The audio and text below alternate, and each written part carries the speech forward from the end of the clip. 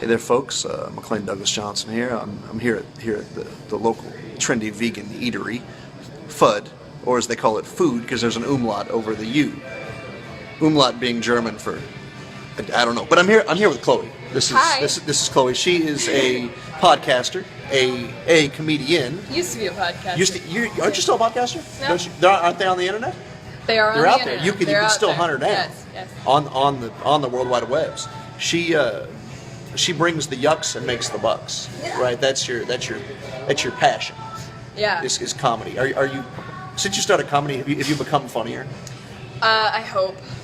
I've written more jokes since then, so hopefully I'm funnier than I was before I started. that makes sense. Yeah, the more you do, hopefully the better it gets. I thought about going into comedy, but nobody wants 2 hours of jokes while my dad doesn't hug me and just me crying.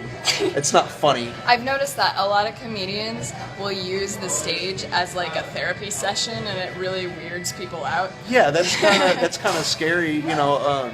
I thought about doing shock comedy. I'd perform shirtless. It'd be called "Is This a Tumor?" It'd be more of a medical situation. I don't know if that's not a good idea. See, that's why I can't do comedy. That's why you got to leave it to pros. Like, do you have a favorite joke? Favorite joke I've told? Yeah. I can tell one of my jokes that gets laughs. Okay, go. That would be great. Yeah, I like one that gets laughs. That'd be good. Okay. As opposed to one that gets anger and frustration. Yeah. What? Okay, I really like to drink soy milk. Okay. Because the aftertaste reminds me of cum. Okay. I also like to eat mangoes for the same reason. Having both together is nice because it's a lot like bukkake, only safer. That's quality right there. That would do well overseas in Japan, but Japanese people would love that joke. That's good. That's why. That's why she's a pro, kids. I can't say jokes like that. I can't pull it off. Kid, these. You're on it today. After that introduction, it's only going to get, I guess, a bit more. We're getting a bit more low key here. Low key. Chloe reached out to me because unfortunately, she had watched some of these interviews before, and she had seen them.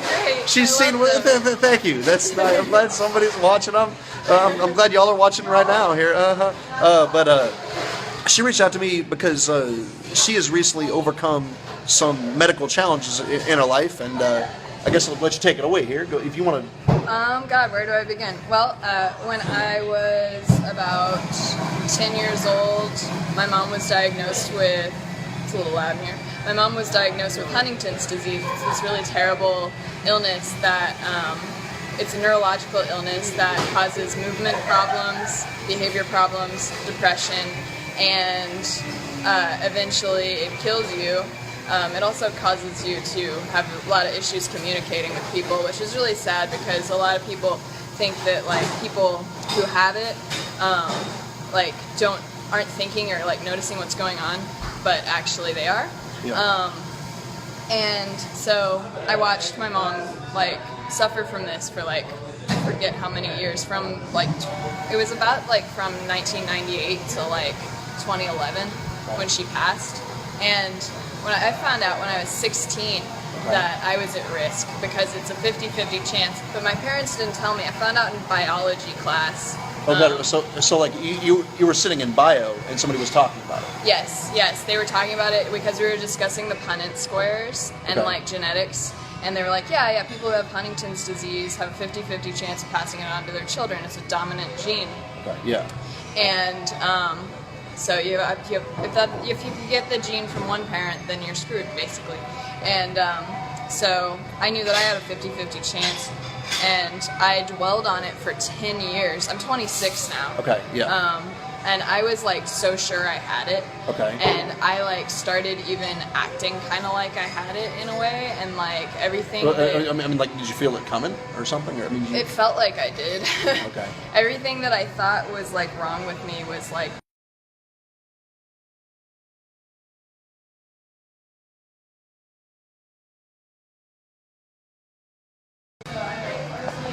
We got some lovely shakes over here.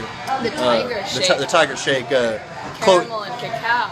Chloe was like, you got to come out and get some of these vegan shakes in your life. And we're gonna give that a shot. But I mean, this is not the like Food Network chat show, but yeah. Yeah. So anyway, I was really scared to test, and because I had this paranoia that like after I tested that I would lose control of my life, because my mom tested after she already had symptoms, and I got taken away from her, and all this horrible stuff happened because she didn't know her dad, so she didn't know that she was at risk.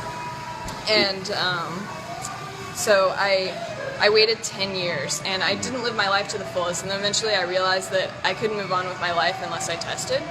Yeah, So, you had to kind of get over that block. I mean, regardless of what it said. yeah, I was basically just like, no matter what this says, my life is going to be better.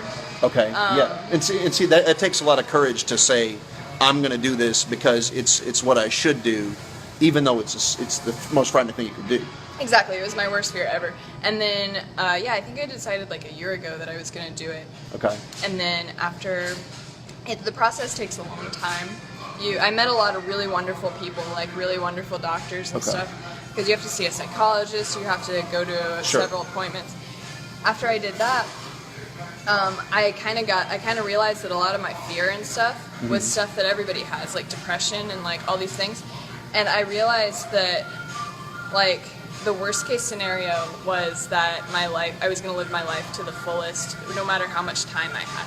Okay. Yeah. Because if I were to test positive, it would be about 10 years before I would start developing the disease. Okay. Yeah. Which, not very long. I'd be like 35.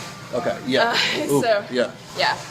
So, But and that's the thing too. It's like you're facing a like uphill battle, and like but you choose to remain positive regardless of how it came out. Yeah, because I knew I was like, well, if I test positive, I'll just live a better life for the time I have while I have free will and I'm cognizant and whatever. Yeah. So that is where I was at. Okay. And you recently got your like test results back, right? And that's the reason why you're reaching out. That's why I'm here. Yes. Right. So, here. Show them all. I got a negative test result. Here we go. Lovely. Perfect. Yeah. That's a so beautiful thing. after 10 years of worrying, 10 years of living in fear, turned out there was nothing I had to worry about. Nice. Yeah. And it's like the best thing that's ever happened. Nice. I had to like, just for the first couple of days, I was like, I felt so guilty because I was like, I wasted so much time, being afraid of this. Okay. And so I guess what I'm trying to do is I'm trying to reach out to people and tell them, if there's something that's like really important to you that you really, really know you need to do, but you don't want to do because you're scared of it, fucking do it, motherfuckers. All right? Just fucking do it, because you're gonna waste all your time worrying about it, and wasting time worrying about anything is not worth your time, ever. So don't do it. Just do it, but don't worry, do stuff. Nice. Chloe, thank you so much for doing that. Have a good day, y'all. Thank you for coming out. Thank you for having me.